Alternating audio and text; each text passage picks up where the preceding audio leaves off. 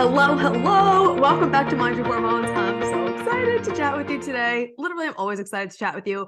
But the reason why I thought of doing this episode with you today is because when you, like, towards the end of the year, obviously, if you're listening in real time, it's still the beginning of January. And the platform that I run the podcast through, it's called Buzzsprout. And they send you like a lineup of the top 5 podcasts from last year. And the number one, which I'll link it below, was all about signs and symptoms of low progesterone. And it was a part 1, part 2 episode. So we'll put that in the show notes in case you missed it. So I wanted to talk specifically about how not changing your exercise and your eating habits in your luteal phase is actually negatively impacting your progesterone, which is then going to decrease your chances of getting pregnant and naturally conceiving, especially if you have a hormone imbalance, which if you've been trying to conceive for like 3 or 4 or more months, then there's definitely a hormone imbalance going on. And obviously, if it has been that long, I highly suggest working with somebody because obviously, I share so many tips and tricks on this show, but if it has been going on for a while, I know sometimes the doctors will just say, oh, just try for a year and then come back. If you don't get pregnant, like then we'll just go to IVF, which is a whole nother conversation. But there's something going on if it's been a few months and you haven't been getting pregnant, and just doing the same thing over and over is the definition of insanity. So if you want a different result, obviously you have to do different things. So anyway, I'm going on a tangent. The point of today's episode is that we're going to be talking about 2 of the most important hormones to balance out when you are trying to conceive. And honestly, when you're just trying to have a healthy cycle, right? Like, we're specifically talking about fertility in this episode, but every single thing that we're talking about is also going to make sure that you are having a really healthy cycle, that you're not having PMS, that your cycle is regulating out, that you don't have pain during your period. Like, all of it is connected. Having a healthy cycle is how we do have good fertility. So it's not like you can have one without the other. So it's all directly connected. So 2 of the most important hormones to balance out when you are trying to conceive and have a healthy cycle are your blood sugar levels and your cortisol levels. This is why in the Mind Your Hormones method, which if you're unfamiliar with it, this is my course that I've helped, hundreds of women through to regulate their period, have a pain-free period, naturally conceive, get off birth control, like all the things. It's broken up into different modules of the different major hormone imbalances. The first 2 modules of the course, the first one is blood sugar. The second one is nourishing your nervous system to make sure that we're supporting your cortisol levels, because they are the most important things to start with. Why? Because they're considered top tier hormones. And Nicole Jardim talks about this. She was actually also on the podcast. We could link that episode below as well. But she talks in her book, Fix Your Period. She talks about how these are top tier hormones, which means if your blood sugar is dysregulated, if your cortisol levels are dysregulated, it will cause hormone imbalances throughout your entire body, because all the hormones are connected. They're not just like, oh, I just have dysregulated cortisol levels, but everything else is fine. It's like, well, it's a domino effect. If one is off, eventually everything else is going to be off, which is why getting blood work is so important in certain situations, which we talk about that a lot too. But it's also like, okay, if it's showing that one thing is off, eventually it's going to affect everything else. So that's why my approach is always about addressing the major root causes of hormone imbalances, so that no matter what is off, they're going to balance out because it's in synergistic harmony, right? So that is why we are talking about that today. And if either your insulin levels, because that's what's connected to your blood sugar, if your insulin or your cortisol levels are off, it is going to cause a cascade of problems that's going to affect your entire hormonal system, including your sex hormones like progesterone and estrogen, which is obviously then going to affect your period, your chances of getting pregnant, all the things, your fertility, everything. Okay. So in your luteal phase specifically, these are the 10 to 14 days before you get your period. If you're on hormonal birth control right now, you do not have a luteal phase. You don't actually have phases to your cycle because you do not have an actual cycle. When you're on hormonal birth control, specifically the pill, the NuvaRing, the shot, the implant, and in some cases, hormonal IUD. The hormonal IUD is separate from the other ones I just listed. They don't aim to turn off your ovulation, but in a lot of cases, it ends up doing that. But all of the other ones, you are actually not ovulating, which means if you're not ovulating, you don't have a luteal phase. If you're not ovulating, not producing progesterone, you don't have an actual cycle. So when I'm talking about your luteal phase, these are for the people who are not on hormonal birth control and obviously are of reproductive age. And these are the 10 to 14 days before your period. If you don't have a period right now, like I didn't for 2 years, then you also are not experiencing a luteal phase, okay? But for those of you who are, the 10 to 14 days before your period is called your luteal phase. During this time, your resting cortisol level is naturally higher. And we talk about this a lot throughout the podcast because it's so freaking important. A lot of people will be working on their fertility and they'll be like, oh, I went gluten-free, I went dairy-free, I'm exercising, I'm sleeping, I'm taking some supplements. First of all, not all supplements are created equal, number one, but that's all awesome. Those are great steps. But if you are not addressing those root causes, if you're not shifting things in your luteal phase, you're not going to get as optimal levels of fertility and optimal levels of health that you actually could be getting, because our hormone levels shift throughout our cycle. Specifically right now, we're talking about your cortisol level. So in your luteal phase, your resting cortisol level is naturally higher and your blood sugar is naturally more dysregulated, which is crazy. So if you're doing the same things that you were doing in your follicular phase during ovulation, during your luteal phase, you're not going to be supporting your cortisol and your blood sugar as much as they need to be supported because their levels are not at the same spot that they were at before you actually ovulated, right? During that luteal phase. So, and really quick, in case you're unfamiliar, let me just go through the order of the phases. You have your menstrual phase, which is when you're actually bleeding, your follicular phase, ovulation phase, and then luteal phase. Okay. So that's just how they go. I have other podcasts on that you could check out because we're not going to really dive into that right now. But your resting cortisol is naturally higher. Your blood sugar is more naturally dysregulated the 10 to 14 days before your period. When your body has to keep producing more cortisol in response to stress, right? Obviously, cortisol is one of our body's stress hormones.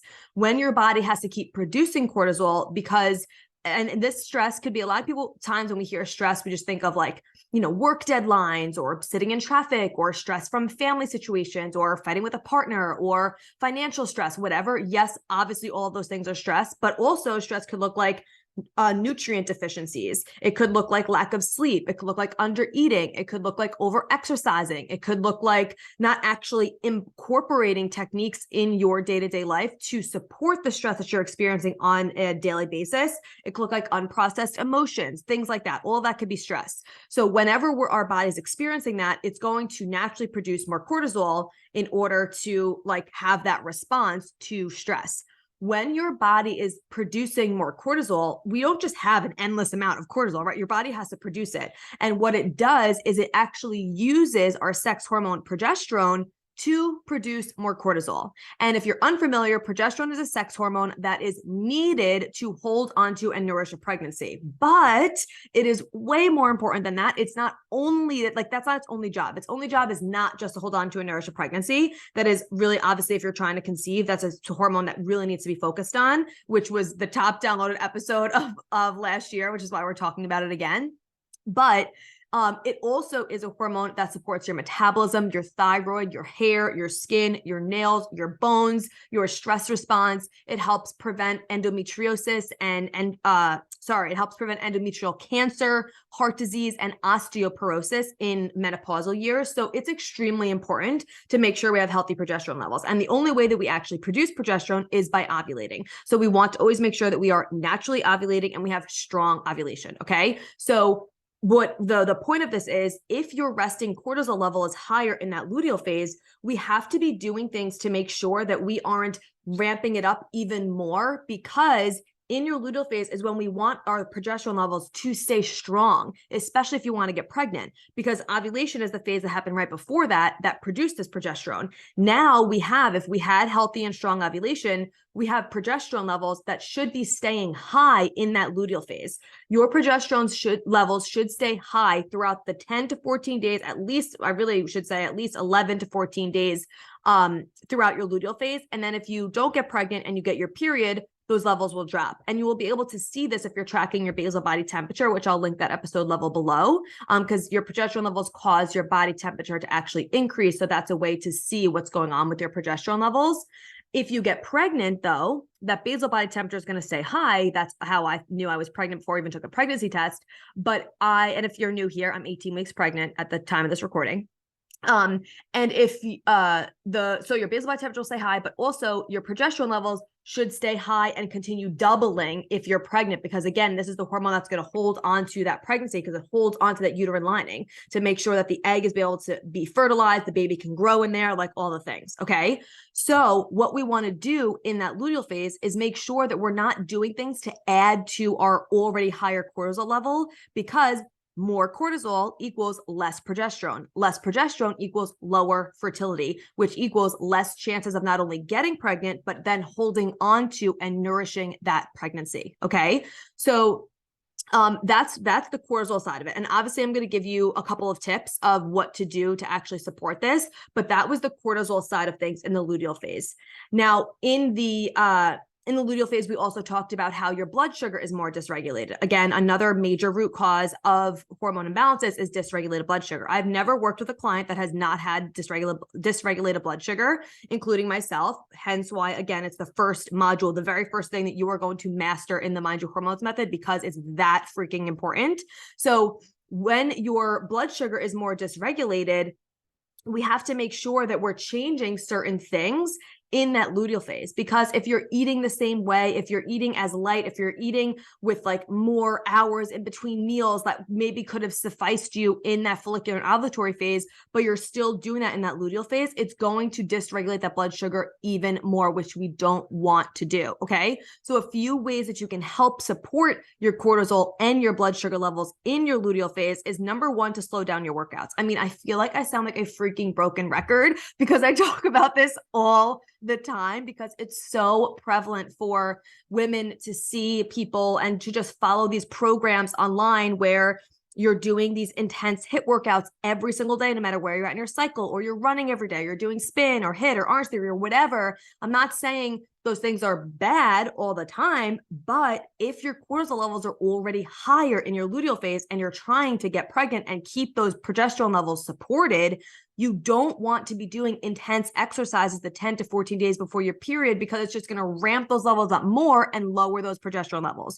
So slowing down your workouts is so essential in your luteal phase. Like, these 3 tips I'm about to give you are going to really greatly support your fertility in a huge way. Obviously, it's not everything. There's so many things that go into it, but it's really going to support you. So slowing down your workouts, slow strength training, yoga, walking, Pilates, bar, even just like shortening the amount of time you're doing your workout. And if you're like, oh, Corinne, I do like a 20-minute HIIT. No, it's still not going to cut it for your luteal phase. Okay.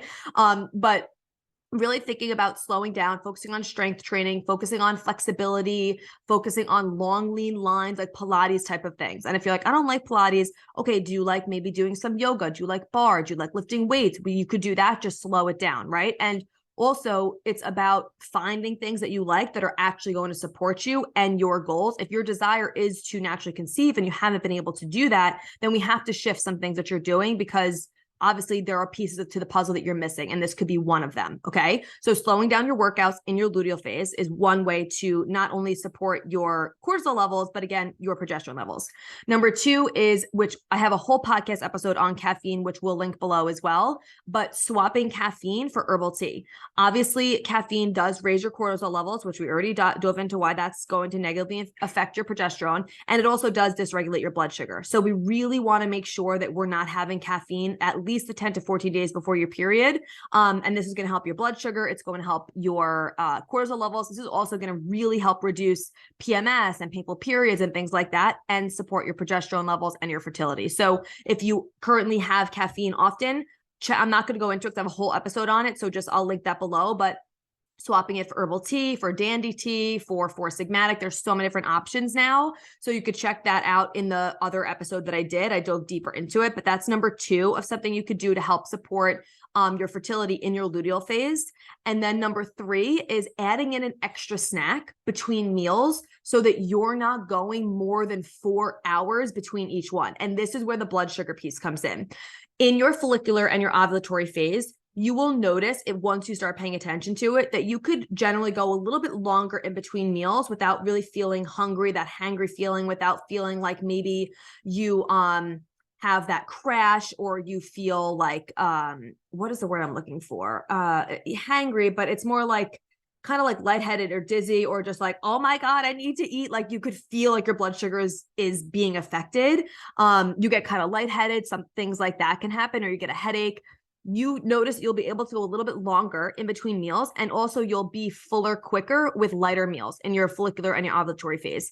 In your luteal phase, that shit ain't gonna fly because your blood sugar is naturally more dysregulated. So you don't want to go many, many hours in between eating. Does that mean eat every 2 hours? No, we don't want that for your digestion.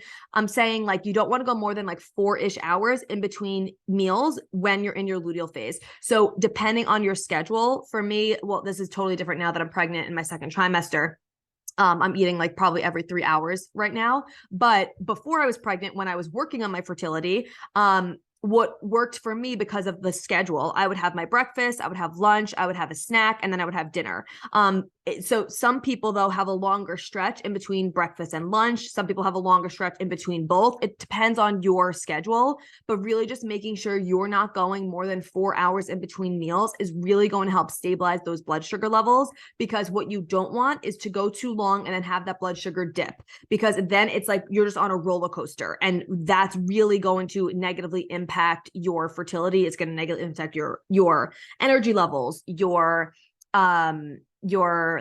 period. Like, what's the word? Your period, your cycle, all of it, right? PMS, the whole thing. Okay. So adding an extra snack in between meals, and a snack with protein, fiber, healthy fats. So this could look like apple with peanut butter, or with almond butter, or with cashew butter. This could just look like a handful of raw unsalted nuts. This could look like cocoa June yogurt with some protein powder in it and maybe some nuts in there. This could look like a smoothie. There's so many different things that you could do for a quick snack like that. It could be chia seed pudding. You could do avocado pudding, like whatever. There's so many options. In the Mind Your Hormones method, you also get a whole recipes PDF with tons of breakfast, lunch, dinner, snack recipes. I also do tutorials of videos of me making things to show you what it looks like. It's so amazing. If you're interested in the Mind Your Hormones method, please check the link below. It's always in the show notes. It is like literally the heartbeat of how I thrive with PCOS, how I got my period back, how I got rid of migraines, how I healed my IBS, how I got pregnant with PCOS on the first time, and how I've helped so many other people with endometriosis, all the things. Like I could go on and on and on. I'm obsessed with this course. So anyway, the link is below if you want more information on that. So these 3 things that we talked about: number 1, slowing down your workouts; number 2, swapping caffeine for herbal tea. Check out the caffeine episode for more details on that. Number 3, adding an extra snack between your meals so you're not going more than 4 hours between each one. It is so freaking important that you're doing this in your luteal phase for your fertility, okay? Your cycle and your fertility will greatly improve when you change these 3 things in your luteal phase. It's honestly a requirement to optimize your chances of naturally conceiving. Does that mean that people haven't gotten pregnant when they don't do this? Obviously not.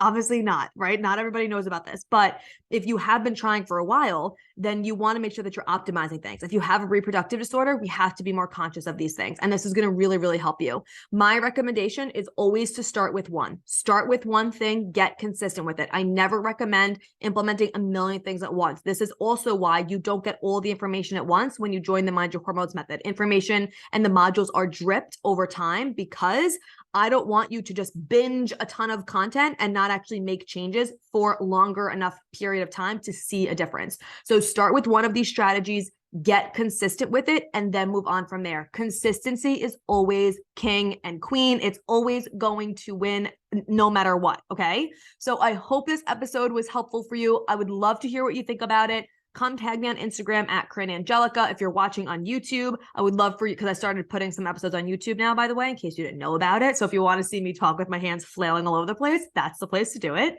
But comment below. Let me know what you think. I'm so grateful for you. I'm obsessed with this platform and this community. You are amazing. And I will talk to you soon.